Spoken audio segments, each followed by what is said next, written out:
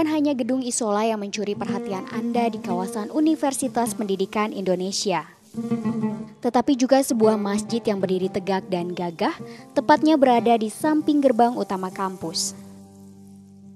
Penempatan masjid seakan-akan menjadi ucapan selamat datang bagi yang memasuki kawasan ini. Inilah Masjid Al-Furqon. Masjid ini merupakan salah satu masjid di Kota Kembang yang dikelola oleh perguruan tinggi. Bangunan masjid menampilkan kesan minimalis modern. Kesan ini dilihat dari bentuk dasar bangunan kotak dengan kombinasi warna biru, peach, serta salem. Sedangkan bagian atap masjid berbentuk limas yang dihiasi mustika berlafaz Allah Subhanahu wa Ta'ala. Saat masuk melalui pintu utama, masjid pun tampak begitu megah. Masjid yang memiliki 4 lantai ini memanfaatkan cahaya sinar matahari yang menembus celah dari bangunan masjid, serta dari jendela masjid yang memang dibuat tinggi. Selain itu, di sebelah kanan dan kiri pintu utama masjid terdapat sebuah tangga,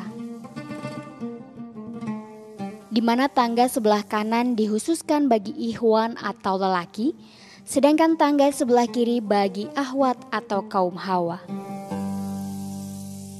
Tangga ini akan membawa jemaah dari lantai dasar menuju lantai 1 masjid. Pada pintu dan jendela masjid terbuat dari kayu jati.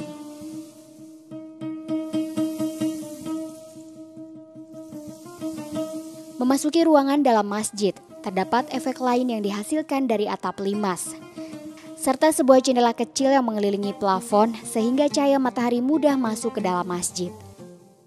Di dalam ruang utama masjid tidak banyak ornamen hias. Mihrab masjid pun tampak sederhana, menggunakan potongan kayu yang membentuk figura sebagai hiasan. Dan latar belakang mihrab berwarna hijau dan coklat muda. Lantai masjid menggunakan kayu jati. Kayu jati dipilih karena lebih dingin, sehingga diharapkan membuat jemaah lebih nyaman saat beribadah. Desain masjid ini merupakan hasil kreasi arsitek ternama di Kota Kembang bernama Ahmad Numan.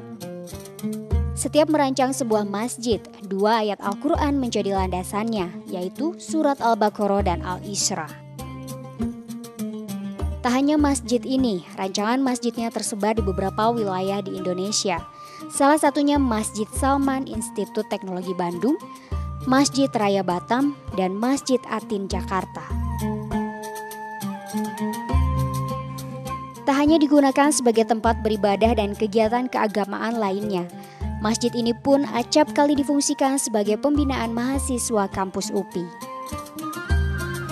Oke, salah satu keunggulan Masjid Al-Furqon untuk kegiatan jamaah itu berlaku tidak hanya untuk mahasiswa tetapi juga untuk umum. Untuk mahasiswa yang menjadi salah satu keunggulan kita Masjid Al-Furqon adalah keberadaan program tutorial pada setiap hari Minggu. Tutorial ini sudah berlangsung lama dan merupakan bagian dari mata kuliah yang harus dikontrak oleh mahasiswa. Jadi kalau secara nasional biasanya mata kuliah yang berkaitan dengan pendidikan agama Islam itu hanya 2 SKS, tapi kalau untuk kita di UPI ini ada tambahan seminar pendidikan agama Islam sehingga menjadi 4 SKS, ditambah nanti dengan kegiatan tutorial setiap hari Minggu sekitar selama 6 jam setiap minggunya selama 1 semester.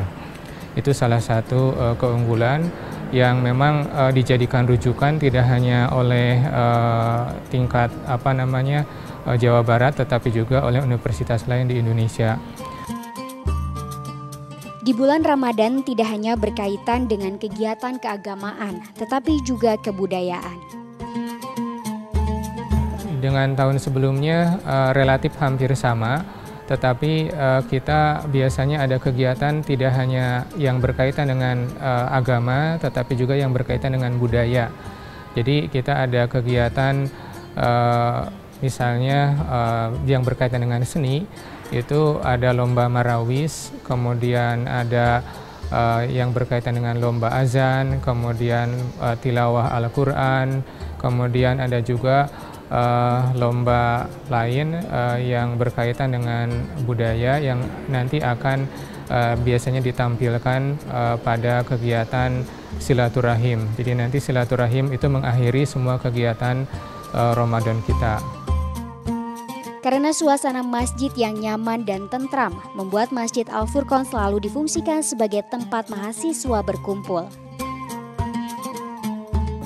Lumayan, karena lebih nyaman, terus emang dari situasi bangunannya juga emang mendukung. Terus karena kita kan mahasiswa di sini, terus jadi ya emang jangkauannya kan emang lebih dekat. Biasanya buat ini kajian-kajian baca Al-Quran, terus ada program tausiah, biasanya itu emang udah termasuk di mata kuliah kan. Ya jadi kita mahasiswa di sini emang kebanyakan emang ikut untuk program itu. Kegiatannya setiap hari akhir minggu, Sabtu atau Minggu. Ya yang pasti kalau misalnya kesini lebih banyak untuk mengkaji agama sih, terus selain itu kalau misalnya kita emang ada waktu luang, emang suka kesini juga gitu. Masjid ini sudah ada sejak kampus berdiri, namun saat itu masjid ini bernama At-Tarbiyah. Ketika masjid berpindah lokasi, kemudian berubah nama menjadi Al-Furqon. Masjid ini sejak semula yang namanya masjid memang Al-Furqon. Dengan mengambil nama tersebut diharapkan arti Al-Furqon itu kan pembeda ya, yang membedakan antara yang hak dan yang batil. Jadi berkeinginan mudah-mudahan jamaahnya lebih-lebih alumni UPI karena pengguna utama masjid ini kan keluarga besar Universitas Pendidikan Indonesia, bisa membedakan mana yang hak dan yang batil, yang baik dan yang buruk begitu. Tidak hanya berubah nama, tempat ibadah ini pun mengalami 3 kali perpindahan tempat. Masjid ini, Masjid Al-Furqon, semula Masjid Al-Furqon IKIP Bandung. Memang masjid yang ada sekarang ini sudah yang ketiga kalinya. Semula masjid berada di depan kantor rektorat Bumi Siliwangi, dan setelah itu pindah bergeser ke sebelah selatan. Masih Al-Furqon juga, hanya ukurannya 1/4 dari masjid yang ada sekarang ini. Dan sekarang ini nama resminya Masjid Al-Furqon UPI. Itu sekilas tentang Masjid Al-Furqon ini. Masjid megah ini mampu menampung lebih dari 10.000 jemaah. Dengan jumlah tersebut, masjid ini menjadi masjid kampus terbesar di Indonesia bahkan Asia Tenggara. Tita Hayati, Bugi Pramudia melaporkan untuk NET. Sejumlah remaja masjid menggelar pesantren kilat di alam terbuka untuk anak-anak. Selengkapnya sesaat lagi di NET Cetak.